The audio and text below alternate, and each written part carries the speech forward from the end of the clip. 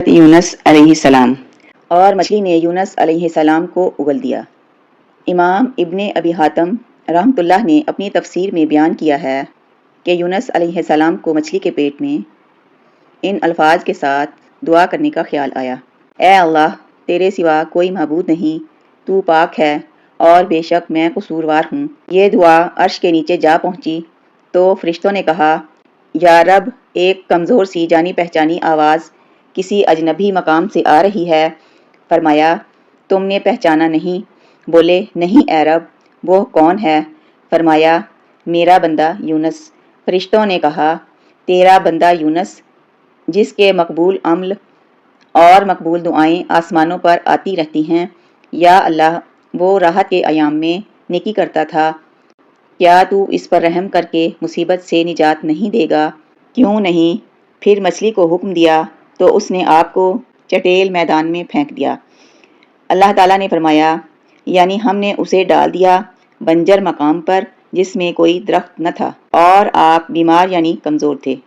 ابن عباس رضی اللہ تعالیٰ عنہ نے فرمایا: وہ نوزائیدہ بچے کی طرح تھے، ہم نے اس پر ایک بیلدار درخت اگا دیا۔ متعدد صحابہ رضی اللہ تعالیٰ عنہ اور تابعین رحمۃ اللہ علیہ بیان کرتے ہیں کہ یہ کدو کی بیل تھی۔ علماء کرام فرماتے ہیں کہ کدو اگانے میں بہت سی حکمتیں تھیں۔ اس کے پتے انتہائی ملائم، تعداد میں زیادہ اور سایہ مہیا کرنے والے ہوتے ہیں۔ مکھی اس کے قریب نہیں آتی۔ اس کا پھل شروع سے آخر تک کھایا جاتا ہے۔ اس کے چھلکے اور بیج سے بھی فائدہ اٹھایا جاتا ہے۔ یہ دماغ کو قوت دیتا ہے اور بہت سے فوائد کا حامل ہے۔ اللہ تعالیٰ کے حکم سے ایک جنگلی ہرنی صبح و شام آ کر آپ کو دودھ پلاتی تھی۔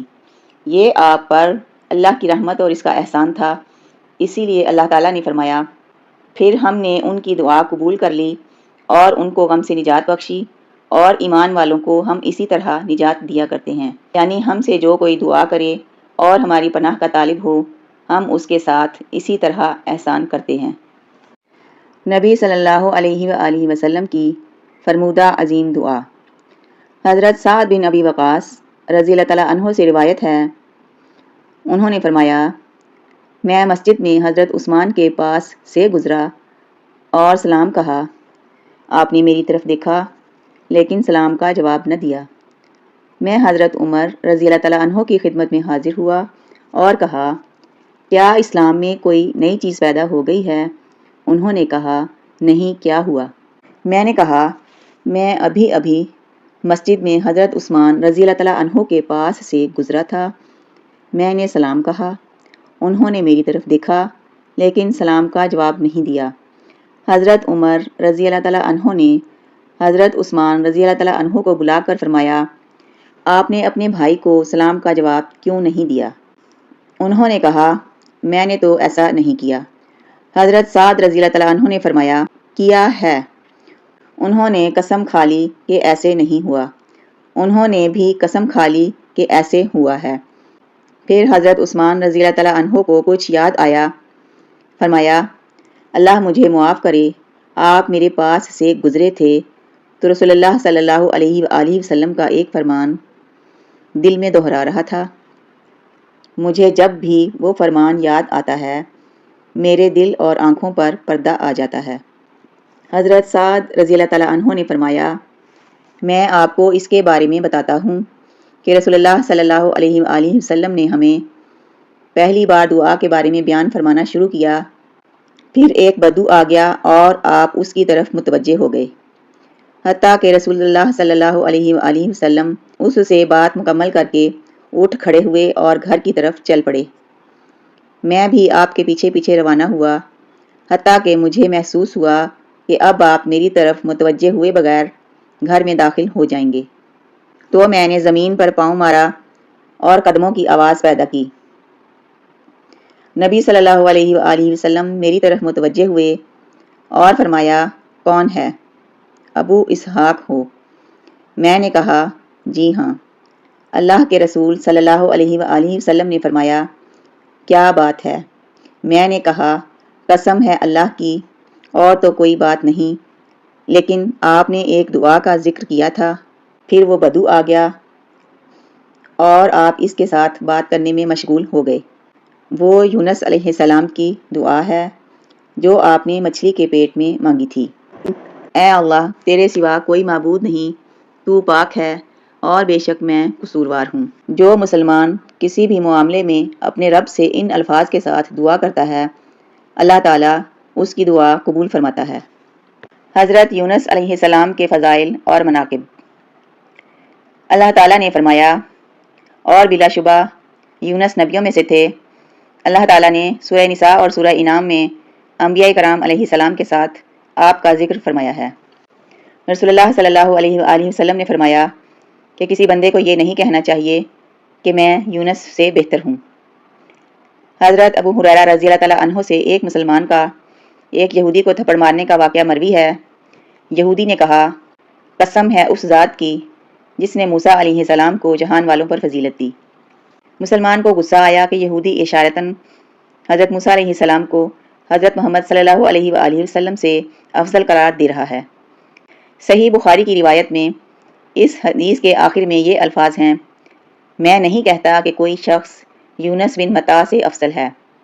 اس روایت سے مذکورہ بالا حدیث کسی بندے کو یہ نہیں کہنا چاہیے کہ میں یونس بن متی سے بہتر ہوں، کہ مفہوم کے بارے میں ایک قول کی تائید ہوتی ہے، یعنی کسی کو نہیں چاہیے کہ اپنے آپ کو یونس علیہ السلام سے بہتر خیال کرے۔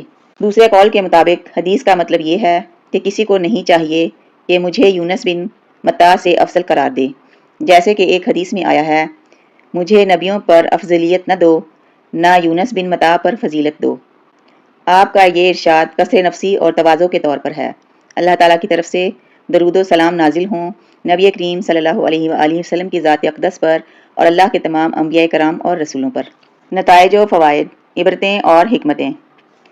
ایمان باللہ اور توبہ مصائب سے نجات کی کنجی ہے۔ حضرت یونس علیہ السلام کے واقعہ سے ہمیں یہ درس ملتا ہے کہ اللہ تعالیٰ پر ایمان لانا اور اس سے اپنے گناہوں کی توبہ اور بخشش طلب کرنا ہر قسم کے مصائب و محن سے نجات کی کنجی ہے۔ لہٰذا ہر تکلیف، دکھ، پریشانی اور مصیبت میں غوث اعظم رب العالمین ہی کو پکارنا اور اسی سے التجا و گریہ زاری کرنی چاہیے۔ حضرت یونس علیہ السلام اہل عراق کے ایمان سے مایوس ہو کر انہیں عذاب الہی کی دھمکی دے کر علاقے سے نکلے تو اللہ تعالیٰ کی اجازت نہ ہونے کی وجہ سے مشکل کا شکار ہو گئے۔ اللہ تعالیٰ نے آپ کو بلا اجازت علاقہ دعوت چھوڑنے پر مچھلی کے پیٹ میں قید کر دیا۔ اس وقت جب کہ آپ مچھلی کے پیٹ کے اندھیرے، سمندر کی تہ اور رات کی تاریکی میں مبتلا مصیبت تھے، آپ نے اپنے پروردگار کو ان الفاظ میں پکارا، الہی تیرے سوا کوئی معبود نہیں، تو پاک ہے، بے شک میں ظالموں میں ہو گیا۔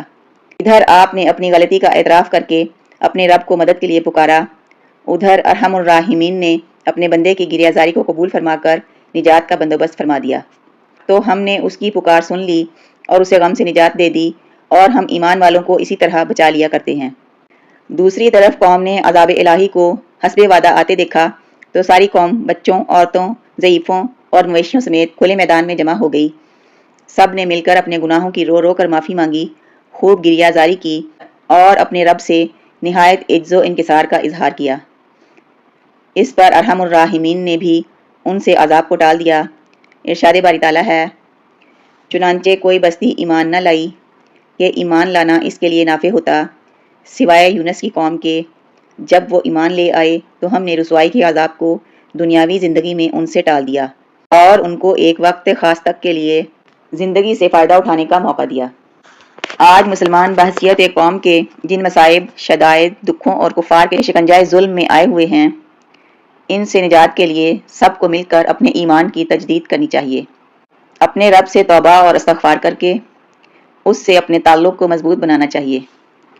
نیز رسول اکرم صلی اللہ علیہ وآلہ وسلم کے درج ذیل فرمان پر ساری امت کو اجتماعی طور پر عمل کرنا چاہیے تاکہ اللہ تعالیٰ مسلمانوں کو ذلت و رسوائی سے نجات دے اور عزت و شرف سے نوازے۔ رسول کریم صلی اللہ علیہ وآلہ وسلم کا ارشاد گرامی ہے، جو شخص لا الہ الا انت سبحانک انی کنت من الظالمین، جو شخص اس دعا کے ساتھ اپنے کسی معاملے، مصیبت یا دکھ سے نجات کے لیے دعا مانگے گا، اللہ تعالیٰ اسے قبول فرمائے گا۔ صبر و عزیمت کا درس۔ حضرت یونس علیہ السلام کے قصے سے داعیان اللہ کو صبر و ثبات اور عزم و حوصلے کا درس ملتا ہے۔ داعیان توحید و رسالت کو یہ درس ملتا ہے کہ انہیں ہمیشہ ثابت قدم رہتے ہوئے اپنا مشن جاری رکھنا چاہیے، جلد بازی اور عجلت سے مکمل اجتناب کرنا چاہیے۔ اگر وقتی طور پر لوگ دعوت توحید کو قبول نہ کریں، ایمان باللہ کی طرف راغب نہ ہوں یا داعیان کے ساتھ تعاون اور ان کی تائید نہ کریں تو انہیں دل برداشتہ نہیں ہونا چاہیے، نہ انہیں میدان دعوت سے فرار کا سوچنا چاہیے، بلکہ اس مشن کے لیے ہر قسم کی تکلیف کو باعث اجر سمجھتے ہوئے قبول کرنا چاہیے۔ اللہ رب العزت اپنے پیارے نبی حضرت محمد صلی اللہ علیہ وآلہ وسلم کو تسلی دیتے ہوئے فرماتے ہیں، بس اے پیغمبر تم ایسا صبر کرو جیسا عالی ہمت رسولوں نے کیا، اور ان کے لیے عذاب طلب کرنے میں جلدی نہ کرو، یعنی آپ اہل مکہ کی تکالیف کو خندہ پیشانی سے برداشت کریں اور ان کے لیے عذاب الہی کا سوال نہ کریں۔ اس میں اہل ایمان اور داعیان کے لیے بھی صبر و تحمل اور ہمت و برداشت کا درس ہے کہ وہ بھی میدان دعوت میں اسی اسوہ حسنہ سے رہنمائی لیں۔